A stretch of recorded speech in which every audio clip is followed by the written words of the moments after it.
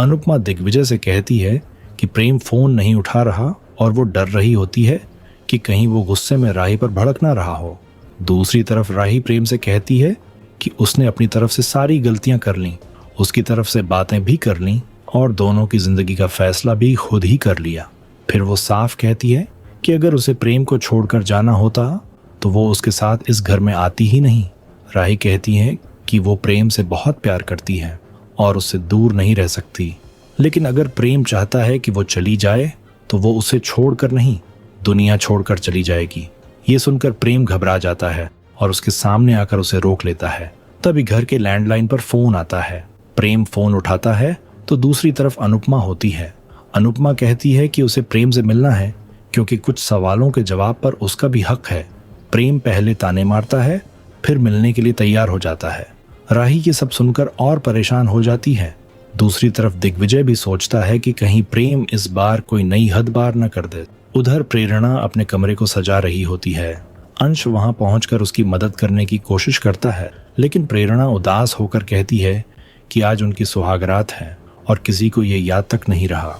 वो दुख जताती है कि उसने कोई बड़ी शादी नहीं मांगी थी, बस एक प्यारी सी शादी चाहिए थी, लेकिन उसकी फैमिली फिर से उसे निराश कर गई। अंश उसे गले लगाकर समझाने की कोशिश करता है, लेकिन प्रेरणा कहती है कि गलती प्रेम की है। फिर भी सब लोग उसी के बारे में सोच रहे हैं, हमारे बारे में नहीं। दूसरी ओर मंदिर में अनुपमा कान्हा जी के सामने खड़ी होती है। दिग्विजय उसे हिम्मत देते हुए कहता है कि बेटे की जलन सहना आसान नहीं होता, लेकिन उसे अपने बेटे से ये कहना होगा कि वो उसे जला नहीं सकता। अनुपमा धन्यवाद कहकर प्रेम से मिलने के लिए निकल जाती है। इस बीच प्रेरणा अंश से कहती है कि अगर तोशु और पाखी चुप रहते तो इतना बड़ा ड्रामा नहीं होता। वो तय करती है कि अब वो सबको याद दिलाएगी कि उनके रिश्ते और उनकी भावनाएं भी अहम हैं। प्रेरणा कहती है कि अगर अपनी फैमिली की खुशी के लिए थोड़ा स्वार्थी बनना पड़े तो वो बनेगी, लेकिन अनुपमा की तरह हर बार खुद को दुख में नहीं डालेगी। अंश उसे प्यार से गले लगाकर कहता है कि वो हमेशा उसके साथ है। दूसरी तरफ प्रेम और अनुपमा आमने सामने आ जाते हैं। प्रेम अनुपमा की डायरी उसकी तरफ बढ़ा देता है। अनुपमा कहती है कि अगर उसे सिर्फ डायरी चाहिए होती तो वो किसी से मंगवा लेती।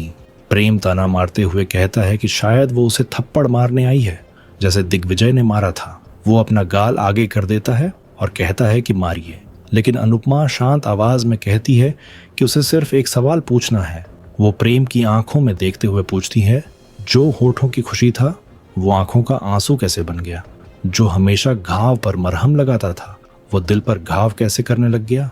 जो माँ का सबसे लाडला बेटा था वो माँ का सबसे बड़ा दुश्मन कैसे बन गया? अनुपमा को वो सारे पल याद आने लगते हैं जब प्रेम पहली बार उसकी जिंदगी में आया था, उसकी मदद करता था, उसकी मुस्कान की वजह बनता था।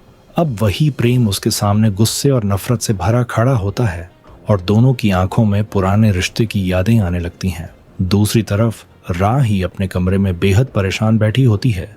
तभी श्रुति उसके लिए दवा लेकर आती है और कहती है कि दवा खा लो, लेकिन राही गुस्से में कहती है कि उसे किसी दवा की जरूरत नहीं है, क्योंकि जो घाव श्रुति ने दिया है उसे कोई दवा ठीक नहीं कर सकती। राही साफ कहती है कि श्रुति ने उसके प्रेम को चोर बना दिया है। उधर अनुपमा प्रेम से सवाल करती है। वो कहती है कि जो प्रेम कभी किसी से नजर नहीं चुराता था वही आज डायरी चुराने लगा। वो याद दिलाती है कि उस डायरी में लिखी रेसिपियां उसकी अपनी मेहनत की कमाई थी और आखिर में वो सब कुछ प्रेम को ही देने वाली थी। अनुपमा पूछती है कि फॉर्म भी उसी ने जलाया था ना? प्रेम चुप रहता है। तब अनुपमा कहती है कि जिसका कद कभी बहुत ऊंचा था उसे यूं गिरते हुए देखकर उसे दर्द हो रहा है। दूसरी ओर राही फिर श्रुति से पूछती है कि उसने प्रेम से ये सब क्यों करवाया। श्रुति इसे बिजनेस स्ट्रैटेजी बताती है और कहती है कि उसने कैफे और प्रेम में निवेश किया है, लेकिन राही जवाब देती है कि असली बिजनेस भरोसे से चलता है। अगर श्रुति को प्रेम पर भरोसा था तो उसे चोरी की जरूरत ही नहीं पड़ती। राही कहती है कि पहले प्रेम को खुद पर पूरा भरोसा था, लेकिन अब वो सिर्फ नफरत में जी रहा है और ये सब श्रुति की वजह से हुआ है। उधर प्रेम अनुपमा से कहता है कि वो उसकी राय पहले से जानती थी, फिर भी सवाल जवाब करने बुला लिया। वो खुलकर कहता है, I hate you Anupama Joshi. Prem आरोप लगाता है कि अनुपमा ने उसका सबसे बड़ा सपना तोड़ दिया।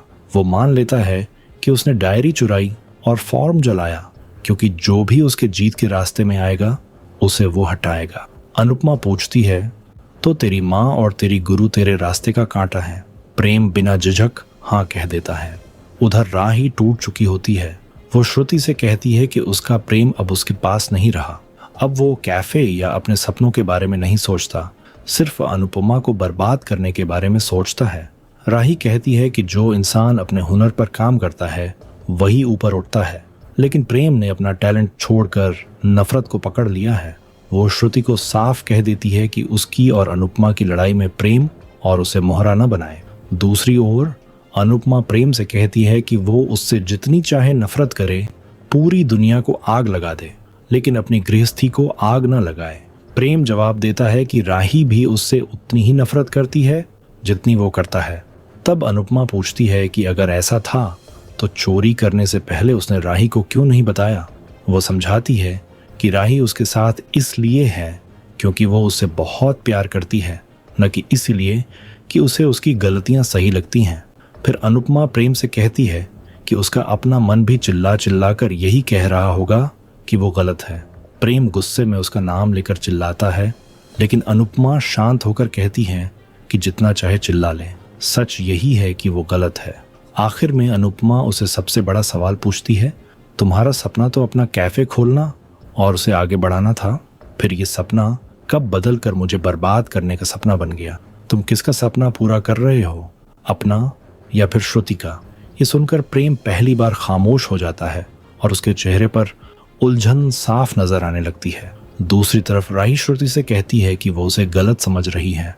वो मानती है कि श्रुति उससे बहुत प्यार करती है और चाहती है कि प्रेम ये कंपटीशन जीत जाए, लेकिन जीत के बारे में सोचना और दूसरे की हार के बारे में सोचना दोनों अलग बातें हैं। राही कहती है कि जब से उनका कैफे अनुपमा के कैफे के सामने खुला है, तब से उन्होंने एक के बाद एक गलत काम किए हैं। कभी कॉन्ट्रैक्ट चुराया, कभी डायरी, कभी फॉर्म। राही साफ कहती है कि अनुपमा फेयर फाइट कर रही हैं, जबकि वो लोग बेईमानी पर बेईमानी करते जा रहे हैं। वो बताती है कि अनुपमा कभी अपने उसूलों की कुर्बानी नहीं देती, इसी वजह से अनुज भी आखिरकार उन्हीं के पास लौट आए थे। राही श्रुति को याद दिलाती है कि अनुपमा हमेशा अनुज के दिल में थी और अनुज भी उनसे बहुत प्यार करते थे। श्रुति टूटे हुए दिल से कहती है कि उसका प्यार भी अनुज के लिए सच्चा था और राही के लिए आज भी सच्चा है। वो बताती है कि जब तक अनुपमा नहीं थी तब तक अनुज और राही ही उसकी दुनिया थी, लेकिन अनुपमा के आने के बाद दोनों उससे दूर हो गए। फिर वो राही से कहती है कि कंपटीशन जीतने के बाद वो उसे अपने साथ यूएस ले जाना चाहती है ताकि दोनों साथ रह सकें। राही कहती है कि श्रुति ने उसके लिए बहुत कुछ किया है, लेकिन प्रेम के साथ जो हो रहा है वो गलत है। वो हाथ जोड़कर सिर्फ एक रिक्वेस्ट करती है कि श्रुति प्रेम के दिल में और कड़वाहट न भरें और उससे दूर रहें। दूसरी तरफ प्रेम अनुपमा से कहता है कि राही उसकी पत्नी है और वो उसे खुद संभाल लेगा, बाहर वालों को बीच में पड़ने की जरूरत नहीं। वो आरोप लगाता है कि अनुपमा अपने लोगों को खुद से दूर कर देती हैं और प्यार करने वालों को नफरत करने पर मजबूर कर देती हैं। प्रेम कहता है कि राही पूरी जिंदगी अनुपमा से नफरत करेगी और ये कंपटीशन भी वही जीतेगा। अनुपमा जवाब देती है कि माँ बच्चों के लिए खेल खेल में सब कुछ हार जाती है, लेकिन जब बेटा माँ को आंखें दिखाने लगे तो माँ उसे उसकी औकात याद दिलाना जानती है।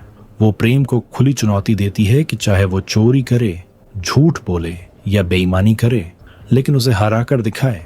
अनुपमा कहती है कि वो कंपटीशन में जरूर पहुंचेगी और साबित करेगी कि वो सिर्फ जिंदगी में ही नहीं, कुकिंग में भी उसकी माँ है। आने वाले एपिसोड में देखने को मिलेगा हालात और बिगड़ जाते हैं।